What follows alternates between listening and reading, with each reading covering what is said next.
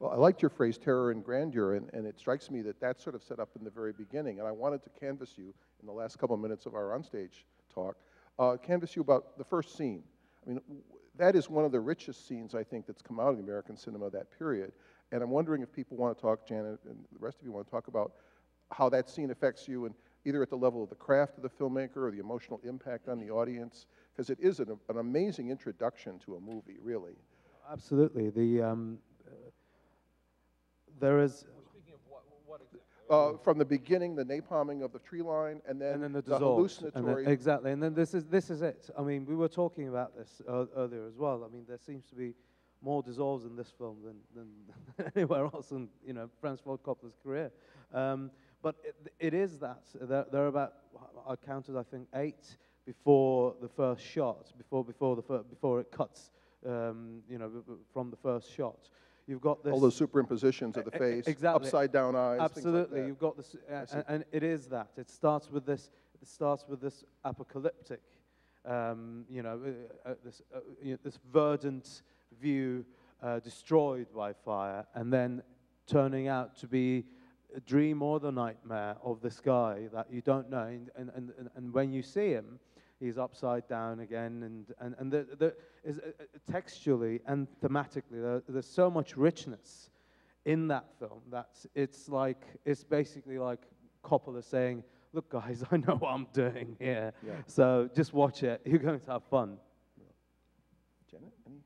Well, you know, I don't watch it as a filmmaker or a critic. There's just a sense of the power of the very. I still can remember so clearly the first time I ever saw it, and I don't necessarily have a clear memory, but this is so powerful that it takes me right back to that sense of wonder and majesty, and I'm right back in it. So there's just this full sense of suspense and kind of just in it and not thinking about it intellectually at all. It's just to kind of give myself completely over to it. In fact, it forces you. You're already. You're not. It's easy to grind an audience's guts when you're dealing with this subject. But if to the degree this is a picture about Vietnam, and I think that's always been my issue with The Deer Hunter. People walk out of that stunned and shaken just because it put them through hell, because it is undeniably suspenseful in much of its scenes. But I think it's the easiest thing in the world as a filmmaker to make an audience nervous.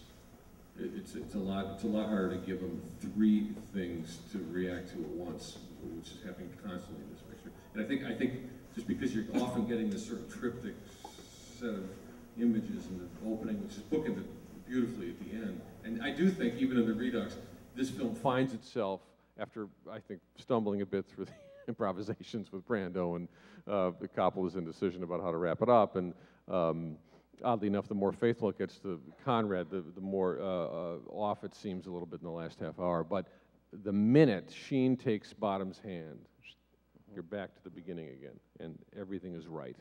And I love that the film no longer ends with the destruction of the temple over the credits, which always seemed like a very odd thing, and this ending is the ending. One thing that struck me seeing it again was the fact that there's no opening credit, nothing. You just plunge right into that first shot. And this was one of the first films I can remember actually doing that, you know, without any of the introductory material.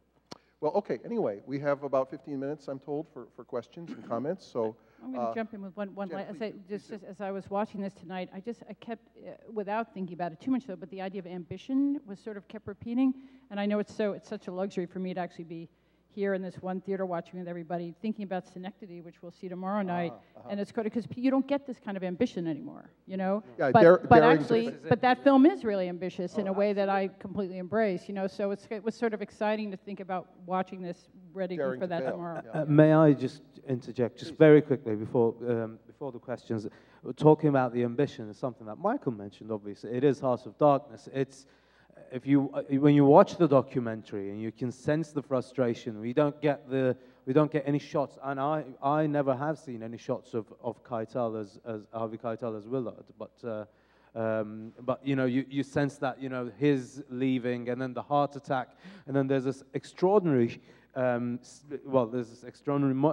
of Coppola in the corridor with a phone in his hand, just shouting at him, going, if Brando doesn't want to do it, I'll get Pacino. And if he doesn't want to, I'll get De Niro. If he doesn't want to, I'll get Redford. And you're thinking, oh, Redford, you know. Has to bulk up a bit. Exactly, and it's fantastic. It is this ambition. I mean, as you were saying, it took 3 years, 4 years to make. George Lucas was going to be directing this, you know, and you can see the John Milius in this, especially in the last scene. The last scene is pretty much, except for the decapitation, is pretty much the ending of Conan the Barbarian, you know. Okay, on that note, you have to Balcony. remember, we don't see so well from up here, so. Balcony. Balcony, yes, please. Hey there. This is, I think, the third time I've seen the Redux, and I saw the other one as well. And I wanted to defend the the French colonial scene. You and me were the only ones ever. I know, and this is the first time I've actually gotten through the whole thing without falling asleep. And so I understand how people can dislike that scene. It is boring and it wanders and it has a lot of French in it with no subtitles, and it helps that if they would put the subtitles in, I think it would help, because understanding French definitely made it more useful, because it's a very typical French political argument. I mean, they're having a political argument over dinner, and it's very much an authentic French scene. And having finally made it through it, I really enjoyed it. May I just say, the thing is, I don't think you need the subtitles, to be honest, because you can kind of understand exactly, not exactly, but you can, I think the point is not to have the subtitles. You can kind of understand what they're talking about. It's like there being no subtitles in the Solozzo scene, you know. Well, there are first, subtitles, I think, and then later on there are no subtitles, you know. And I think the point is to get this idea that the tension, I suppose, of the conversation, and then it's supposed to affect you. I think that scene is just simply a little misplaced for me. I think it should have been just 20, 30 minutes earlier in this longer version. I think it. Well, there's a dispute. That's my frustration. There's a dispute about whether it actually is real, right? That there's one interpretation that says this is hallucination. They emerge out of the mist, and suddenly, after he goes to bed with the widow, we're back on the river again. And I actually don't find that plausible, because Tyrone's body is gone, and when we see the patrol boat again. So, but I mean, there was some of that. I mean, Murch in that book, The Conversations, talks about how he was playing with the possibility that this is a kind of spectral scene and becomes even more divorced from reality than what we've seen so far, which is pretty surrealist, I grant you. Okay, next, anyone? Main floor left. Yes.